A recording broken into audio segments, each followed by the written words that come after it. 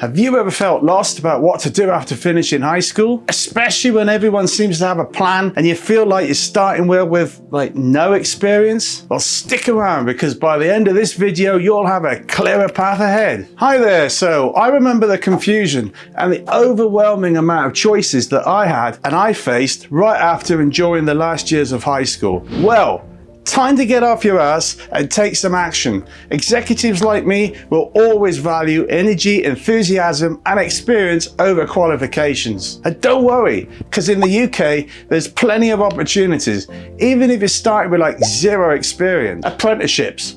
They're an exciting option. You get hands-on training and also the chance to learn skills whilst you get paid. You know, some of the UK's top paying apprenticeships are securities technologists. They're like 27k a year. Check out the UK civil service. Software development technician, 20,000 a year. That's BP, right? The oil company. Professional accounting, 23 grand a year. That's like Tesco, that's like supermarket guys. And things like counter fraud investigator, 22k a year like Santander. So if you aren't familiar with apprenticeships, these are basically funded contributions made by the government and your employer. This means you will not have any student loans or tuition fees, and that's a bonus, guys. So now, you're probably wondering, so Roy, how do I start? You know, there's hundreds of different apprenticeships to choose from. In the UK, you can go and apply for one by creating an account on https://www.government.uk or .gov.uk. So once you find the right apprenticeship, you'll always need a CV and a cover letter to apply. They're not like telepathic, guys, right? So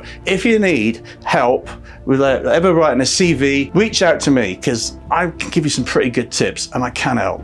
So see the links in the description box once you're done watching this video. So look, it's a good idea to apply for a few apprenticeships at a time. This will increase your chances of getting a response and landing one quickly. Otherwise, it's going to be like a shot in the dark, you know, just one here, one there. And you know what? It's totally normal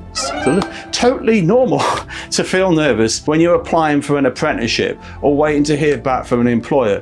We all get nervous, guys. I mean, I've had so many interviews and done and given so many, I still get nervous, 30 years. So try to find out the closing date of the application, as this may give you a clue about when you'll hear back. It usually takes a few applications to find the right apprenticeship. So if you don't hear back or get an interview, don't take it personally, guys. It's perfectly normal, happens to everyone. It happens to me. And I'm at the top of the tree, in IT. So really, just don't take it personally. Sometimes you're just not the right fit. It doesn't mean you're bad, just not the right fit. So if you are in a rush to make money and you can afford a gap year, I'd 100% suggest it. As a productive gap year can be really valuable on your CV. And many employers like me, we really value the experiences photo gained, especially if they've managed the time, set themselves goals, and stretched themselves. A gap year is an excellent opportunity to explore and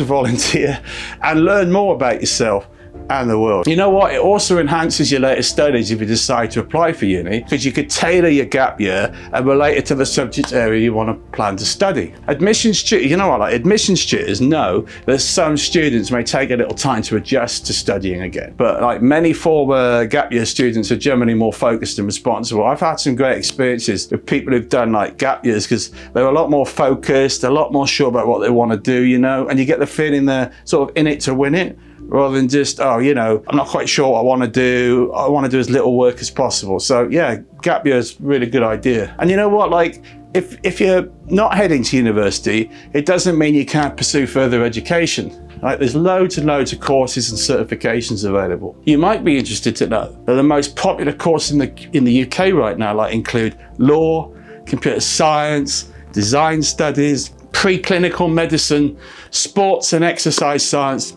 subjects allied to medicine. The list goes on, guys. So in IT, for example, that's what I work in, cybersecurity, IT.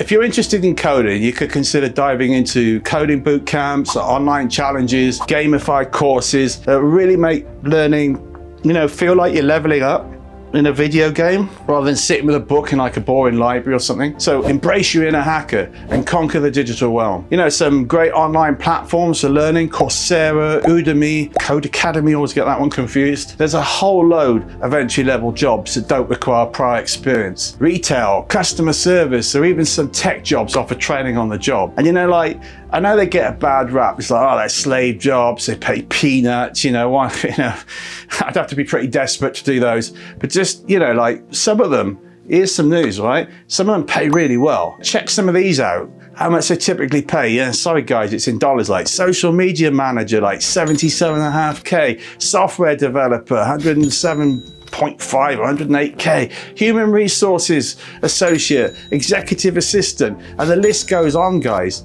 Yeah, it's crazy. A sales representative, 67K. Of course, if you like rolling up your sleeves too, there's plenty of manual work out there, like construction, you know, digging, landscaping, etc. There's like nothing to worry about doing manual work. Remember guys, our society was built on manual work, so don't take it for granted. You know, huge respect to those people, hard-working people out in all weathers. It's pretty challenging work. So aside from manual work, did you know that hairdressing and sales, for example, are great examples of jobs where little, if any, experience is needed? Here's another one. How about IT? It's like totally democratic. Unlike, say, finance and law, media even, surprising, but it's true. It pays a lot better, and it's much more evenly distributed amongst people like all levels of experience. Like media and IT, it's not media, but like law and all that, it's kind of really only for like the creme de la creme get the top money. So hey, you can get more support and more ideas from me about how to get cracking into the world of work by subscribing and leaving your questions in the comments, please. So in today's digital age, you can start freelancing in areas like writing, graphic design, social media management, and a whole lot more. There's like websites like Upwork, Fiverr. These can be great platforms to start. You know, they're really low cost, like peanuts to join. So check out these top most popular freelance roles. You know, everything goes from like media bar, data analyst, AI professional, copywriter. The list is like totally endless, you know? So let's look at like the 19 highest paid freelance jobs in like no particular order. Just rattle a few off. Business consultant, media buyer, photographer, artificial intelligence professional, programmer, videographer, podcaster, and the list goes on. And you know, like the great thing about like freelancing is the schedule's your choice. Obviously, like generally, the more money you want to make, the more hours you got to put in, but it's your choice. No one's standing over you. And you can even do it on the side whilst you've got a full-time job, you know, doing these freelancing side gigs. So it's like a really good idea. So whilst these options are like great, it's remember that it's totally crucial to continue to build your skills and experience. You can't be complacent, guys. So it's things like online courses, attend workshops, network with professionals, or even like volunteer in fields you're interested in. You know, guys, because like what you don't get paid for today, like you'll probably end up getting the rewards from in the future. So think of it that way. It's not always about the short term. But you know what? There's no substitute, guys, for experience. Senior people like me, I'm like a CISO, but almost certainly value experience and proactivity over qualifications. You know, like lazy asses, you know, they just don't appeal. And I tell you what, it's like we don't respond well to people who just live in education with no direction or drive, you know? You know, it's no point coming to me like 20 years in academia and I decide you want to do like some hard work. So this is about building relationships and like seeking opportunities for collaboration and learning. Be proactive, genuine, passionate about your interactions, you know? We will tell. By connecting with experienced professionals, industry leaders, pro like me,